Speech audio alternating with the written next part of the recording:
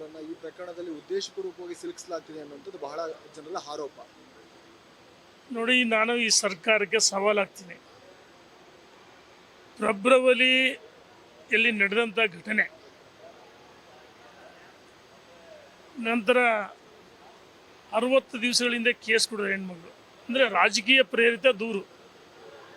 ಎಲ್ಲ ಒಂದು ಕಡೆ ಯಡಿಯೂರಪ್ಪನವರ ಕುಟುಂಬವನ್ನು ರಾಜಕೀಯ ಮುಗಿಸ್ಬೇಕಂತೇಳಿ ಕಾಂಗ್ರೆಸ್ ಸರ್ಕಾರ ಇವತ್ತು ಷಡ್ಯಂತ್ರ ಮಾಡಿದೆ. ನಾನು ಮಾನ್ಯ ಮುಖ್ಯಮಂತ್ರಿಗಳಿಗೆ, ಸರ್ಕಾರಕ್ಕೆ, ಮಾಧ್ಯಮ ಸ್ನೇಹಿತರ ಮುಖಾಂತರ ಬಹಿರಂಗವಾಗಿ ಸವಾಲಾಗ್ತೀನಿ. ಆ ಹೆಣ್ಣು ಮಗಳು ಮಮತಾ ಈಗ ಇಂದಿಲ್ಲ, ಸಾವನ್ನಪ್ಪಿದ್ದಾಳೆ. 53 ಜನರ ಮೇಲೆ ದೂರು ಕೊಡಿದ್ದಾರೆ. ಸ್ವತಃ ಏನು ಮಮತಾ ಅವರ ಪತಿ ಮತ್ತು ಅವರ ಪತಿಯವರ ಗಂಡನ ಸಹೋದರ ಸಂಬಂಧಿಕರ ಮೇಲೆ ಕೇಸ್ ಕೊಟ್ಟಿದ್ದಾರೆ. ತನ್ನ ಮಗಳ ಮೇಲೆ ಅತ್ಯಾಚಾರ ಮಾಡಿದರೆ ದೂರು ಕೊಟ್ಟಿದ್ರು.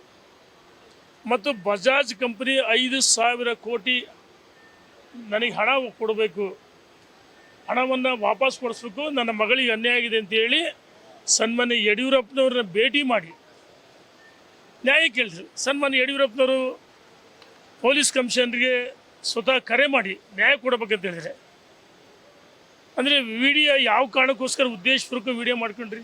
ಏನಿದೆ? ಅಂದು ಪರಮೇಶ್ವರ್ ಹೇಳಿದ್ದೇನು, 53 ಜನರ ಮೇಲೆ ದೂರು ಕೊಡರೆ ಲಾಯರ್ಸು, ರಾಜಕಾರಣಿಗಳು, IAS, IPS ಎಲ್ಲರ ಮೇಲೆ ದೂರು ಕೊಡಿದ್ರು. ಮಾನಸಿಕ ಅಸ್ವಸ್ಥತೆ ಅಂತ ಹೇಳಿದ್ರು. ನಿನ್ನೆ ಬೆಳಗ್ಗೆ ಹೇಳ್ತಾರೆ ಯಡಿಯೂರಪ್ಪನವರ ಬಂಧಿಸ್ಬೋದು ಅಂತ ಹೇಳ್ತಾರೆ. DK ಶಿವಕುಮಾರ್ ಹೇಳ್ತಾರೆ ಆಶ್ಚರ್ಯ ಅಂತ ಹೇಳ್ತಾರೆ. ನಾನು ಕೇಳಕ್ಕೆ ಇಚ್ಛೆ ಪಡ್ತೀನಿ ಸರ್ಕಾರಕ್ಕೆ, ಯಾವ ಉದ್ದೇಶಕ್ಕೋಸ್ಕರ ಯಡಿಯೂರಪ್ಪನವರ ಕುಟುಂಬ ನೀವು ಬಲಿಪಶು ಮಾಡೋಕ್ಕೋದಿಲ್ಲ?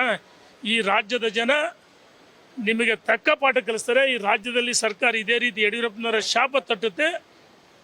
ಬಹುಶಃ ಇವರು ಯಾವ CID ಅವರು ನೇರ ಬಂಧಿಸಿದ್ರೆ ಸರ್ಕಾರಕ್ಕೆ ಕೆಟ್ಟ ಹೆಸರು ಬರುತ್ತೆ ಅಂತೇಳಿ ಕೋರ್ಟಿಗೆ ಕಳಿಸ್ಕೊಡ್ತಾರೆ. ನಾನು ಕೋರ್ಟ್ ಬಗ್ಗೆ ಮಾತಾಡೋಕ್ಕೆ ಇಚ್ಛೆ ಪಡಲ್ಲ. ಅಂದರೆ ಬಂಧನ ಯಾವ ರೀತಿ ಮಾಡಬೇಕು, ನೇರ ಬಂಧಿಸಿದ್ರೆ ಸರ್ಕಾರಕ್ಕೆ ಕೆಟ್ಟ ಹೆಸರು ಬರ್ತದೆ ಅಂತೇಳಿ ರಾಹುಲ್ ಗಾಂಧಿ ಕೋರ್ಟಿಗೆ ಕರೆಸಿದ್ದು, ನಾಗೇಂದ್ರ ಪ್ರಕರಣ CBI ಕೊಟ್ಟದ್ದು, ಮತ್ತು ಲೋಕಸಭೆ ಚುನಾವಣೆಯಲ್ಲಿ ಹಿನ್ನಡೆ ಆಯಿತು. ಈ 3 ಕಾರಣಕ್ಕೆ ದುರುದ್ದೇಶಪೂರ್ವಕವಾಗಿ ರಾಜಕೀಯ ಪ್ರೇರಿತ ಕೇಸನ್ನು ಹಾಕಿದರೆ ಯಾರು ದಾರಿಲಿ ಬೀದಿರಲ್ಲಿ ಹೋದ ಕೇಸ್ ಕೊಟ್ಟರೆ ಈ ದೂರ ಗೆದ್ಕೊಳ್ತಾರೆ. ಆಯ್ತು, 52 ಜನರನ್ನು ಯಾಕೆ ವಿಚಾರಣೆಗೆ ಒಳಪಡಿಸಲಿಲ್ಲ? ಇದರಿಂದ ಭಾಳಷ್ಟು ಜನ ದುಷ್ಟಶಕ್ತಿಗಳಿವೆ. ಸಮಯ ಬಂದಾಗ ನಾನು ಇದನ್ನು ಬಹಿರಂಗ ಹೇಳ್ತೀನಿ. ಒಬ್ಬ ಪ್ರಭಾವಿ ಸಚಿವರು ಮಮತಾ ಮಗ ಅವ್ರ ಜೊತೆಗಿರಲಿಲ್ಲ, ಅವನ್ನ ಕರೆಸಿ ಕಳೆದ ವಾರ ಕೇಸನ್ನು ಕೊಡಿಸಿ ದಾಖಲು ಮಾಡಿ ನೀವು ಬಂಧಿಸ್ಬೇಕಂತ ಹೇಳ್ತಿರಲ್ಲ. ನಿಮಗೆ ನಿನ್ನೆ ಕೋರ್ಟು ಚೀಮಾರಿ ಹಾಕಿದೆ. ಯಾವ ಕಾರಣಕ್ಕೋಸ್ಕರ ಬಂಧಿಸ್ತೀವಿ ಅಂತೇಳಿ ನ್ಯಾಯಾಧೀಶರು ಒಳ್ಳೆ ಇದಕ್ಕೆ ಹೇಳಿದರೆ, ಮತ್ತು ನಿನ್ನೆ ಕೋರ್ಟಿನ ನ್ಯಾಯಾಧೀಶರ ಏನು ತೀರ್ಪಿದೆ, ಈ ಸರ್ಕಾರಕ್ಕೆ ಮರ್ಮಾಘಾತ ಆಗಿದೆ.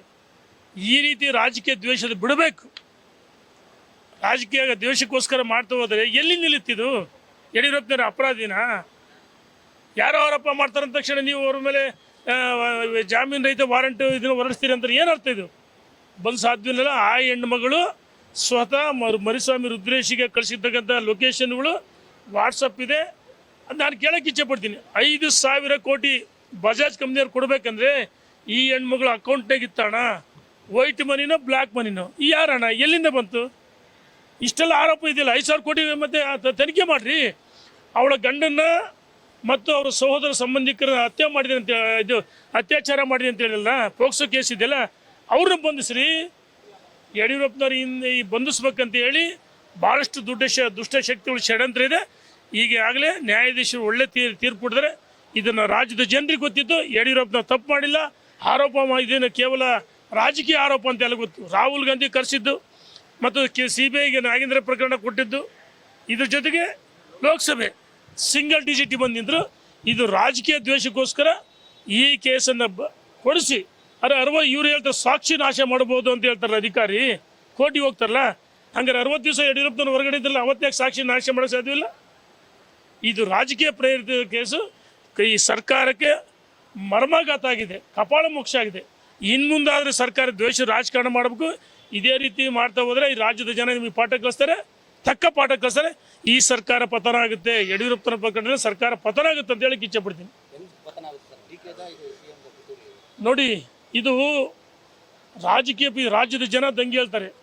ಯಡಿಯೂರಪ್ಪನವರು, ಮಾಜಿ ಮುಖ್ಯಮಂತ್ರಿಗಳು, ಹೋರಾಟಗಾರರು, ರೈತ ನಾಯಕರು, ಯಡಿಯೂರಪ್ಪನಂಥ ಮೇರು ನಾಯಕ ಈ ರಾಜ್ಯದ ಅಭಿವೃದ್ಧಿ ಬಗ್ಗೆ, ಈ ರಾಜ್ಯದ ಜ್ವಲಂತ ಸಮಸ್ಯೆ ಬಗ್ಗೆ ಹೋರಾಟ ಮಾಡಿದಂಥ ಮನುಷ್ಯ. ಹೋರಾಟ ಮಾಡಿದ ಮನುಷ್ಯನಿಗೆ ಈ ರೀತಿ ಕೇಸ್ ಆಗ್ತಿರಲ್ಲ, ನೀವು ಕೋರ್ಟಿಗೆ ಹೋಗ್ತೀರಿ. ಯಾಕೆ ನಿಮಗೆ ಬಂದಿರಿ ಕೆಟ್ಟ ಹೆಸರು ಬರ್ತಂತಾರೆ. ನಾನು ಕೋರ್ಟಿನಲ್ಲಿ ಪ್ರಕರಣ ಮಾತಾಡೋಕ್ಕೆ ಇಚ್ಛೆ ಪಡೋದು. ಯಡಿಯೂರಪ್ಪನವ್ರೇನು CID ತನಿಖೆಗೆ ಅಟೆಂಡ್ ಆಗಿಲ್ವಾ? ಅಟೆಂಡ್ ಆಗಿದಾರಲ್ಲ. ಮೊನ್ನೆನೂ ಹೇಳಿದ್ರೆ 17ನೇ ತಾರೀಕು ಬರ್ತೀವಿ ಅಂತ ಹೇಳಿದ್ದಾರೆ. ನೋಡಿ, ಸರ್ಕಾರ ರಾಜ್ಯದಲ್ಲಿ ಸಿದ್ದರಾಮಯ್ಯ, ನಾನು ಯಾರ ಹೆಸರು ಹೇಳಲ್ಲ, ಮುಂದೆ ಬಹಿರಂಗ ಪಡ್ತೀನಿ. ಇದು ಈ ಕಾಂಗ್ರೆಸ್ ಸರ್ಕಾರದ ಹುನ್ನಾರ. ಗ್ಯಾರಂಟಿ ನ್ಯೂಸ್, ಸುದ್ದಿ ಖಚಿತ, ನ್ಯಾಯ ನಿಶ್ಚಿತ.